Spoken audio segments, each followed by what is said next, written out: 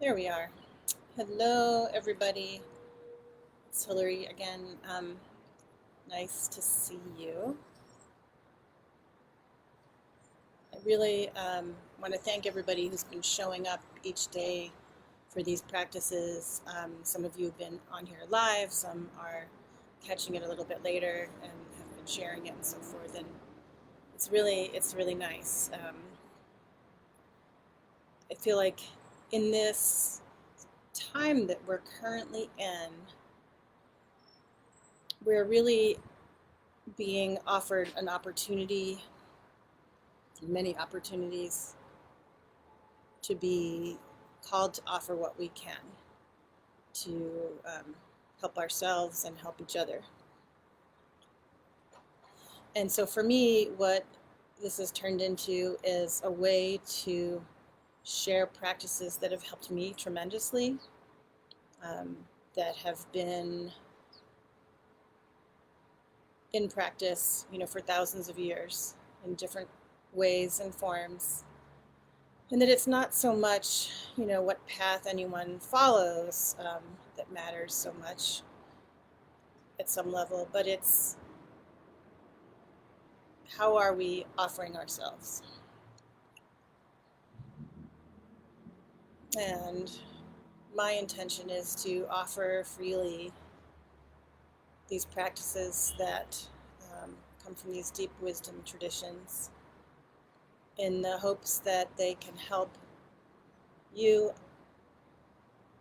deal with your own particular flavor of suffering. Because each of us, we have certain basic things that we all are dealing with, right?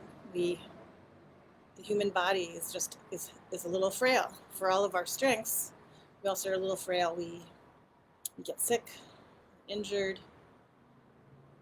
The body, once we're born, it's kind of a one-way trip. We're going to age, and eventually we'll pass away. Right? The body will drop away and die. And that's just the laws of nature, right? And so what do we do with that?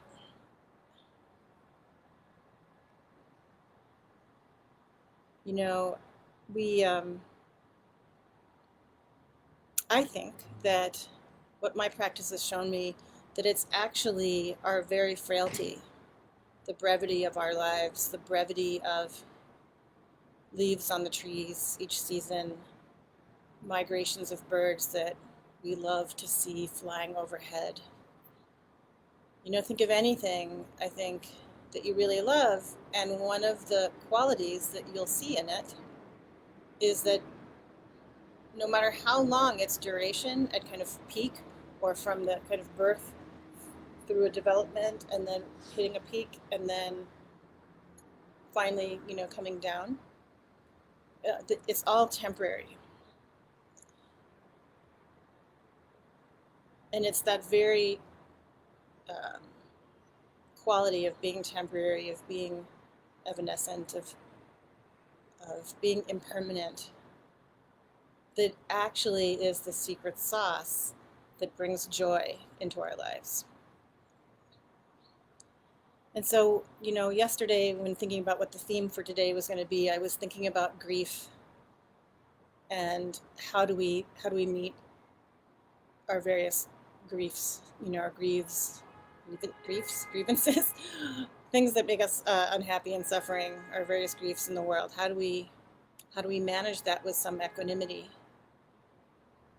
And I was on a video call earlier with one of my teachers, Swami Sankarananda, and his story is very interesting. I'll share the link to his place of practice in Arizona and so forth later. And I was sharing with him kind of my struggle sometimes in how to best try to teach and practice, and my concern that that sometimes I was feeling like, in order to want to help alleviate suffering for others, that potentially, and for myself, my own practice, that potentially there's a danger of bypassing that we're so uncomfortable in our suffering that we just want to run away from it. We want to push it down. We want to suppress it. But in fact, the suffering that we experience, the frailties of the body, the many slings and arrows, right, that is a great teacher for us. He joked, he said, oh, we're enrolled in quite a school right now. It's like Groundhog Day, right? And the thing of it is, it has to do with what are we, I've talked about this before and other teachers talk about this, what are we taking refuge in? And if we take refuge in things that are by nature impermanent and are going to be changing, so they're ultimately not quite satisfactory, we begin to see that these things only give us pleasure for a certain amount of time, and then it's like we're on what some now in kind of science are calling the hedonic treadmill, right? We're always chasing after something. But unless we can just sit with the pain, we can sit with our suffering and really be present with the grief, we can then receive the teaching of this. We can see for ourselves, not just intellectually, but we can see for ourselves what's true and where we really can get relief. And until we can really just sit with that and let ourselves be schooled, we're going to continue to suffer. But when we can see that things are impermanent, that things are changing, but that we have a capacity to see things differently, that we don't have to cling on to all these many kind of very small and temporary things, that we can take refuge in what is, a deep wisdom, what's eternal. And different traditions have different ways of expressing this, which is really beautiful and wonderful. And so what gives us hope then, right? When we're in the middle of this, and I think for me, and what we were talking about this morning, it's very true, is that what gives us hope is when we see someone who seems to have transcended these experiences even a little. Like we can see the wisdom, we can see teachers who are living purely, offering selflessly. And we can have a sense of alignment, we can feel the truth, even if we don't exactly have words for it. And that inspires us because we know, like, oh, there is a way out. It's like going to the doctor. It's one of the very famous metaphors used in Buddhist teaching is that the Buddha and the wisdom of the Buddha Dharma, the teachings, is that it's like the Buddha is the doctor and we're a patient, and we're sick. We're confused about things. We have physical pains and sufferings, so many things going on, but that we don't go to the doctor and get the prescription and like put it under our pillow and hope for the best. We have to actually take the medicine. We have to do some kind of, perhaps like a meditative practice. But I practice Vipassana meditation, yoga practices, which are deep and layered and well beyond my area of expertise. But we can do body practices that help us see the truth, that help us transcend. We can engage with the wisdom traditions that are there for us. There's so many beautiful traditions and histories, cosmologies of native people. We all have something that we can turn to and do some rigorous investigation. And I know that for some of us, we will find different pieces in different places that can be kind of a raft for us. But that this trouble that we're really in right now, this concentrated time, this kind of Groundhog Day with COVID and everything, is really an opportunity for us to experience things differently. And to really, we're getting lots of practice at sitting with our grief. And we're getting lots of practice at seeing, what really works and what really doesn't work. And one of the big things lately, it's been in the news a lot, especially over the last several years, is how do we confront injustice? How do we confront, um,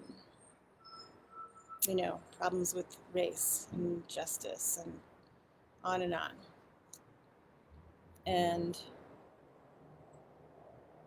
one of the teachings that, and it was lovely, Swami recommended that I go back to this, which is the Dhammapada. This is one particular copy that I like, a translation that I like very much, called the Still Point Dhammapada, that was written not too long ago by Jerry Larkin, who used to be, she was a monk in a Korean tradition, and they had, this was published in 2003, and they had a sangha, they had a community in a temple in Detroit.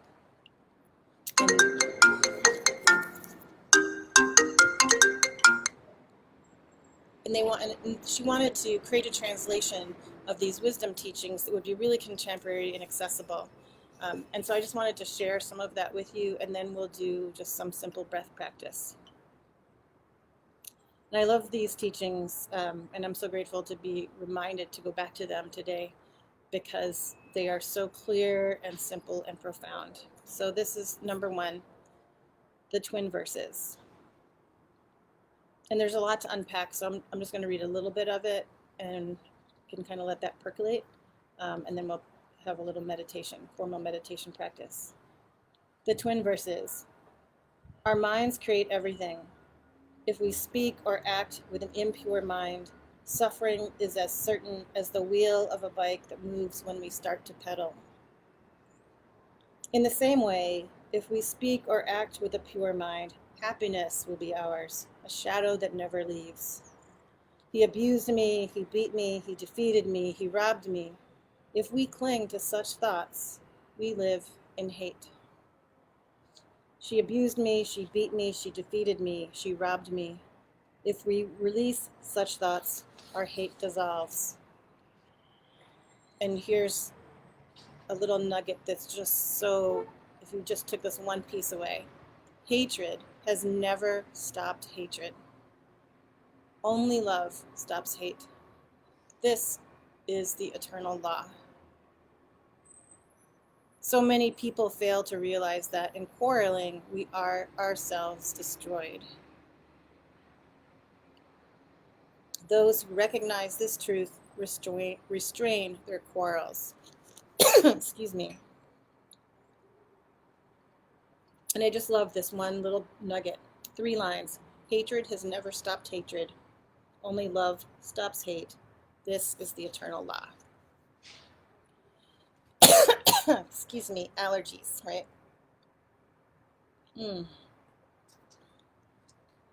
So just allowing that to sink in. Now let's take some time just to not even get caught up in a lot of mental discourse, just letting that kind of sit. And get yourself in a position that's comfortable, whether it's sitting, standing up, lying down. And maybe put your phone to do not disturb. Excuse me. And just close your eyes and come to the breath.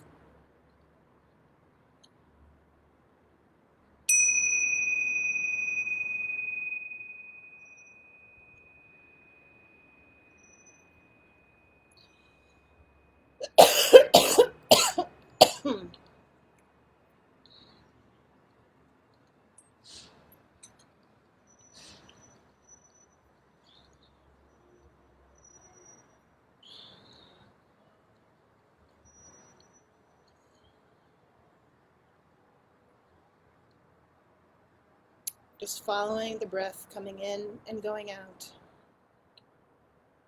Feeling those sensations.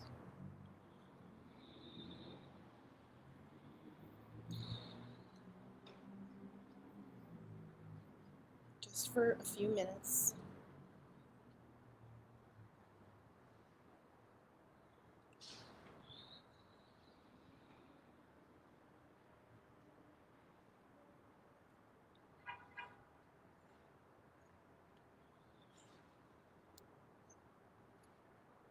Just knowing that you're breathing.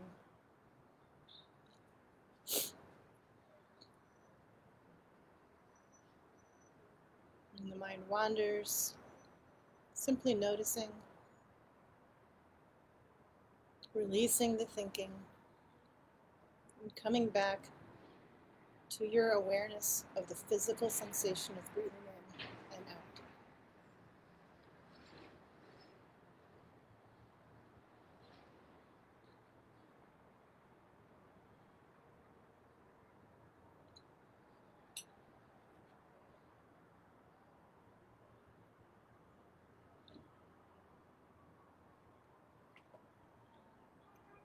When you hear sounds that pull your attention, just noticing that you've been hearing,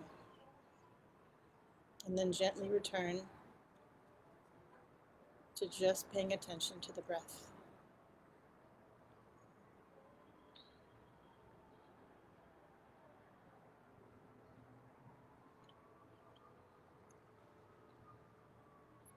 Whatever physical pains may be present, simply noticing.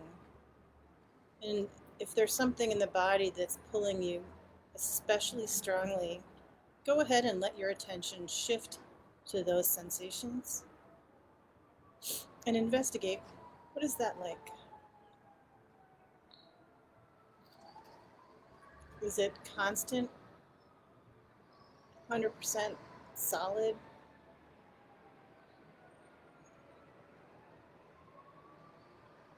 Or is there some subtle movement, changes in sensation?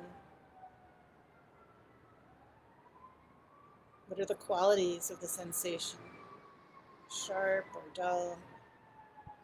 Vibrating, hot or cold? Numb or tingly? Whatever is there.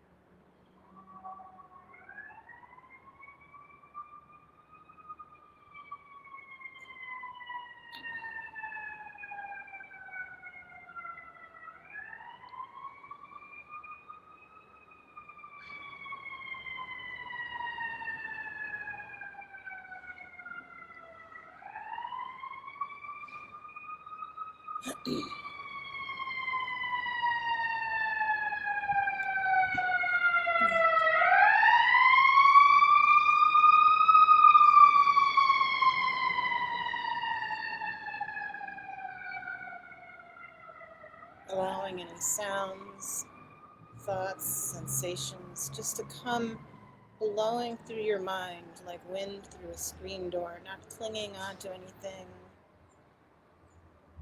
not getting too attached, just letting everything move on through quite easily. And just noticing how everything changes so much. There's a siren and then there isn't. It sounds far away and then it builds up and comes close. There's other sounds and sensations. Everything is arising and passing away constantly. And just allowing yourself to sit with this reality of constant change.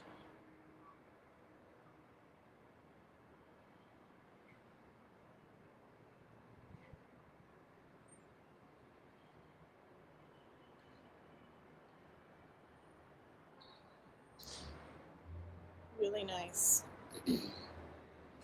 Listen for the sound of the bell again.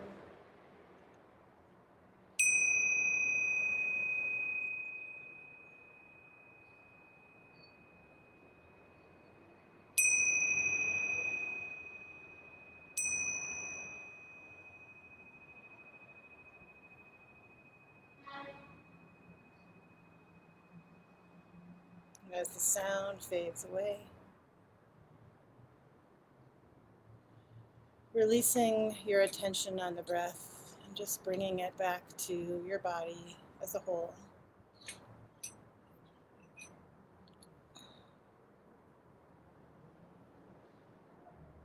your awareness into the space where you are. And taking a moment to give yourself like a whole body thank you for taking this time to practice. Knowing that this capacity is within you at all times to take a pause, even for 10 seconds, maybe 20 seconds, 60 seconds.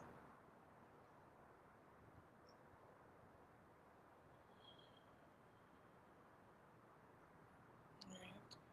I just want to read this one more time to leave this thought with you to carry through your day and let it just kind of circulate in the mind and see what it brings. Hatred has never stopped hatred. Only love stops hate. This is the eternal law.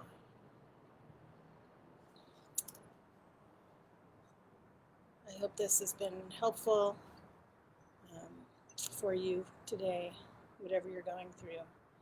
And know that I send my wishes for your safety, happiness, strength, and a bit of ease, no matter what it is that you're facing. Thank you guys very much for joining today. We'll see you next week. Tomorrow I'll be leading a hike with my friend Carlin Morris of Back to Wild Adventures. We're going to a kind of meditative walk and do some creative play with watercolors. If you'd like to join us, you can go to Facebook where she has an event for it, Back to Wild Adventures, and it's a watercolor hike. You can find that also on the Art for Introverts page if you're interested in joining us. Hi Eileen, thank you. And you see also that I'm going to be partnering with Urbanity Dance Chicago. I'm so excited. We're going to bring mindfulness practices to this dance studio. And because of the COVID situation, right now Chicago is I think we're going into like a stage 3 kind of constraint. So you may not be able to, hi Nicklin, nice to see you. You may not, we don't know if you're going to be able to come in person. There is a space there that has places marked out 6 feet apart if people are allowed to do that. But if not, you can participate. I kind of love this. It's one of the great things about the interwebs is you can join us from any place on the planet, any time zone that works for you. It's going to be 3 Saturdays in December from noon until 1. We initially were thinking of the dance community and the stresses that they are going through right now, not only as maybe extroverted social beings who miss going out to the clubs and having a good party, but also for the professionals who may not be working right now or who are struggling to figure out ways to be virtual, that these practices can really help you deal with whatever it is you have to do in your workday. You know, interacting with others, virtually or in person, you know, all the usual things that seem to be kind of amplified right now. So I invite you to check that out. That's also on the Art for Introverts page. It'll be on the website as well. If there's any specific questions that you have or issues you'd like to see addressed, I invite you to drop me a line either through the website or through Messenger or whatever, and I'm happy to offer what I can. And if I don't know the answer, I will seek outwards and find somebody who can help you. All right. Thanks, everybody. Have a great day. Have a great weekend. See you all later.